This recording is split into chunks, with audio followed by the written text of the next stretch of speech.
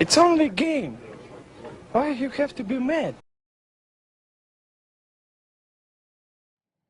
What is up, heroes of Dominion? My name is Charlie. This is Hero Wars Central, and today we've got a guest commentator on the channel, Dan Buccini from the Hero Wars Guide and Dan Butch Casting. He is a longtime player. He'll talk to you a little bit about his credentials, where he's where he plays, as far as which server. And he's a Facebook player, so keep that in mind. And some of the things that he talks about is Facebook specific, but he has about a 30-minute video about his best team for leveling up in Hero Wars, the most balanced team, the most effective team, efficient team.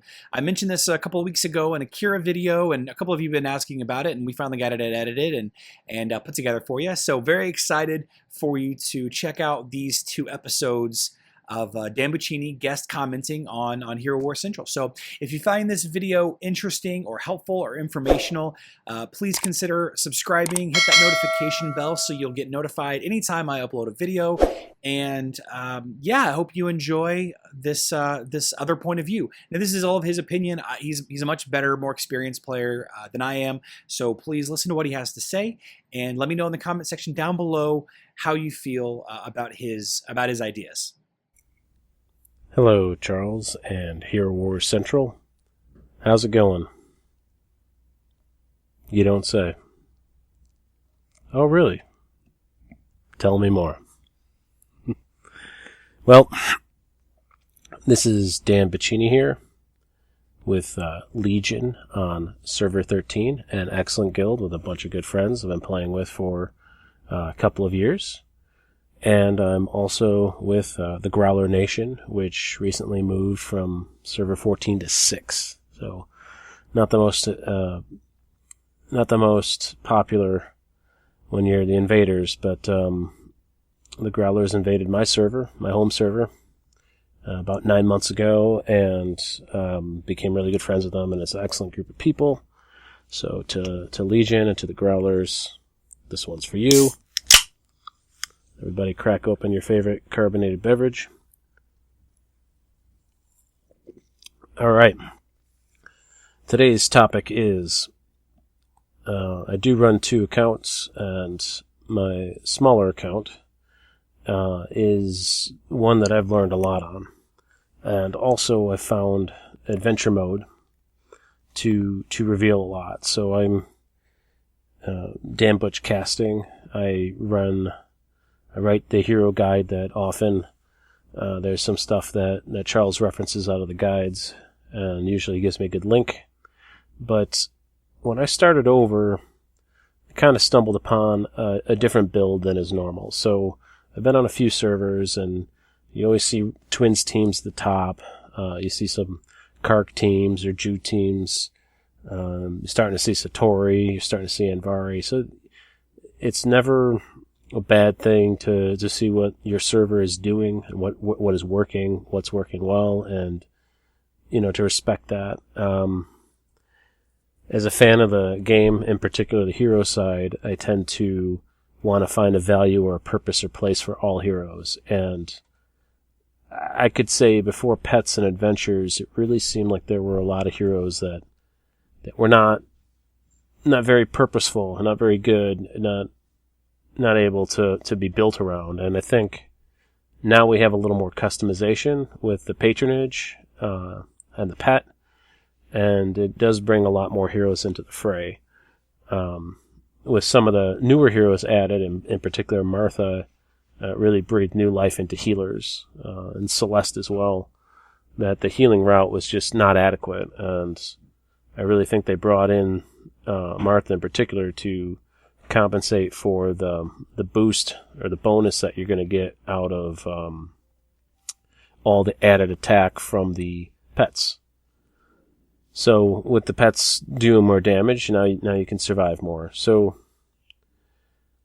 when I started over, I think I figured out who the best tank is, which, there's some caveats on that, obviously. There really is no best, right? So everyone says, what's the best team? What's the best this? What's the best that? The truth of the matter is, if you can simulate your team in max mode and only swap out one character, so you have, 4 of the 5 already, that's the best team. Everybody is only just one hero away.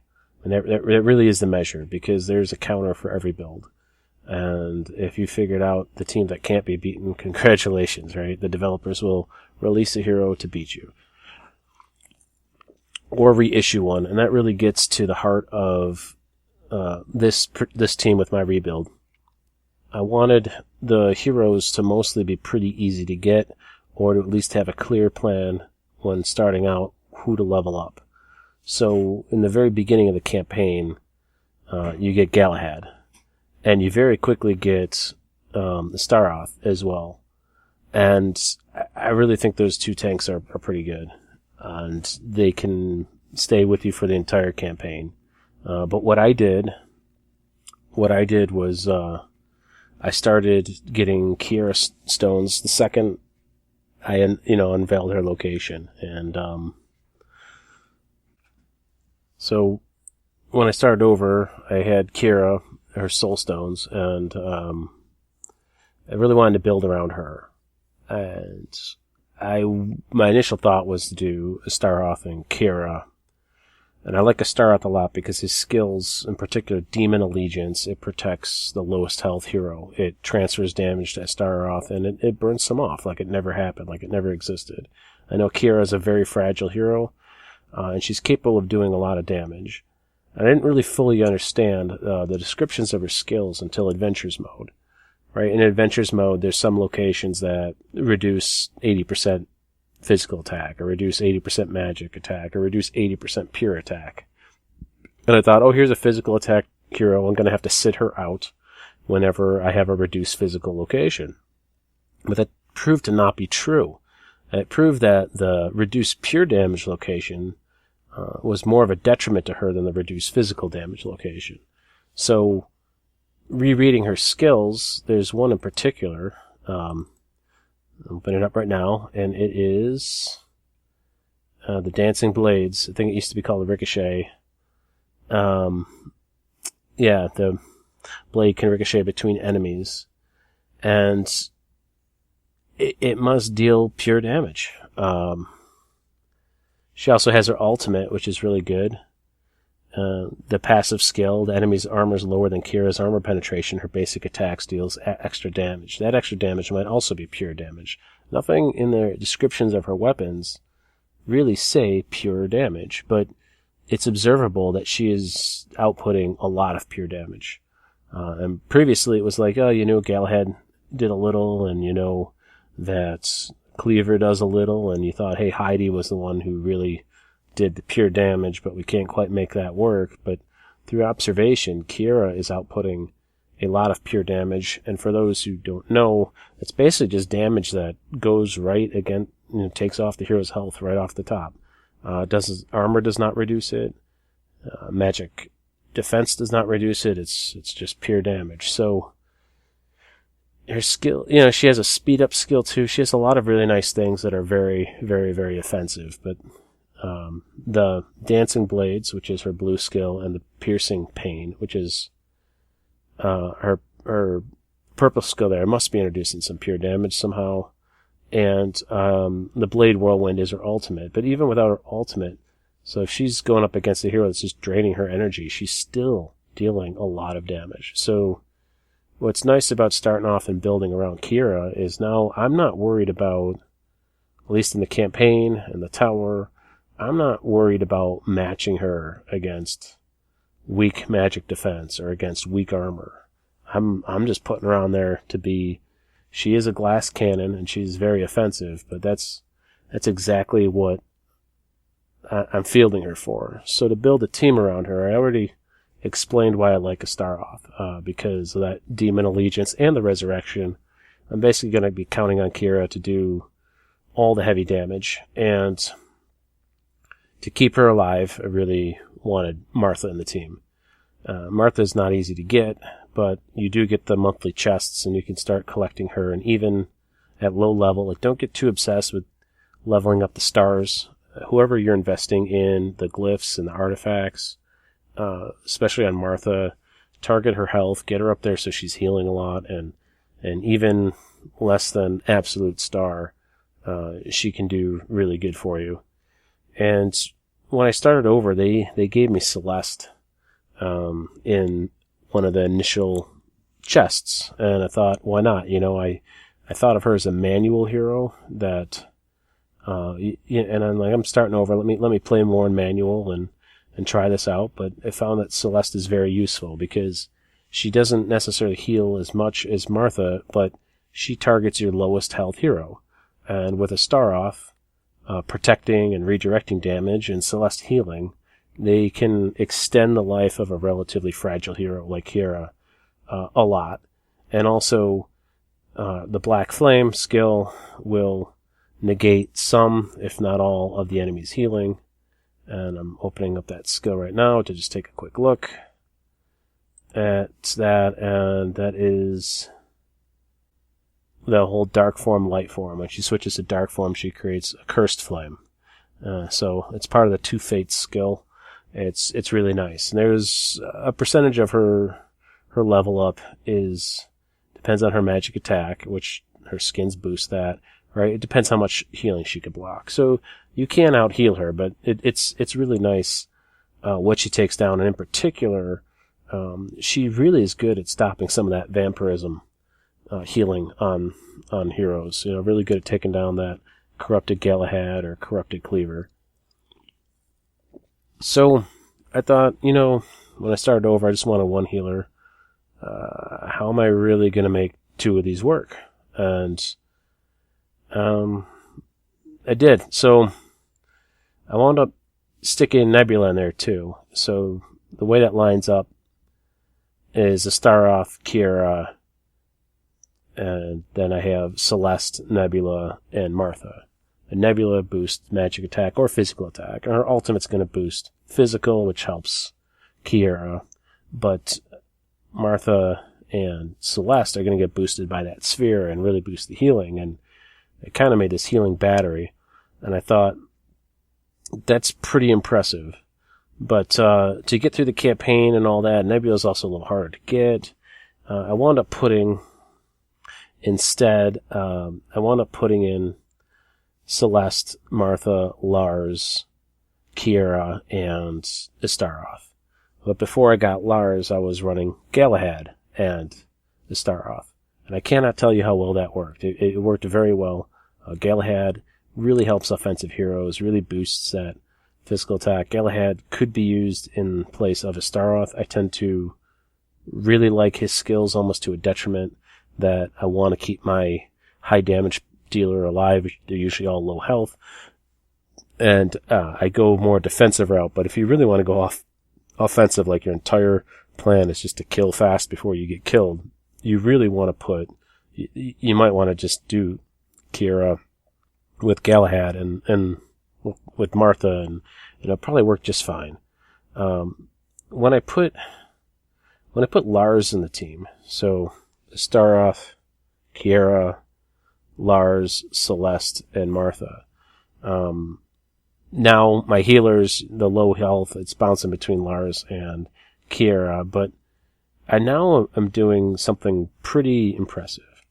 We talked a little bit about Kira's ricochet skill, which, by the way, is not based on energy. It just randomly goes off, where the dancing blades.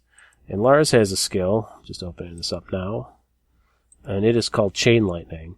And it does a thing like that, where it launches electrical charge, it hits each enemy one by one. So that's his second skill. It's not based on energy, and it's targeting multiple people. The dancing blades, not based on energy, targeting multiple people. And of course, he has the Lord of the Storm ultimate, which really, you just gotta bank with it. Wait till you're 130, so you'll always pull everyone together. But the Lord of the Storm and that Chain Lightning, they hit everybody. And with Kira, it's her dancing blades and her blade whirlwind, they hit everybody. And what I liked about this pairing is I'm attacking everybody. I'm hitting him with physical damage, I'm hitting him with pure damage, and I'm hitting him with magic damage. Kira and Lars also inherently have glyphs that do penetration, armor penetration, or magic penetration, so these heroes don't necessarily need someone else's artifact 1 to boost that. They bring it themselves. So penetration is a key thing, I think, to look for when you're selecting a hero, an attack type. So this became a very balanced, a very, very, very balanced team for the campaign and for the tower, and let me really focus on leveling up a few heroes. So in the beginning, in the very, very, very beginning, you're going to have access to different heroes, and you're going to want to pull some along. And you're like, do I spend the experience on it? Do I level up their skills? Sure, you can do some potions, you could spend some gold, but when it comes to investing in glyphs, when it comes to investing in artifacts, pick that top 5 and like really stick with them. So if in the beginning you're running Galahad, Astaroth, because those are the only 2 you like in the beginning until you get someone like Kiera, or if you want to build around, say maybe Ishmael, you get really early.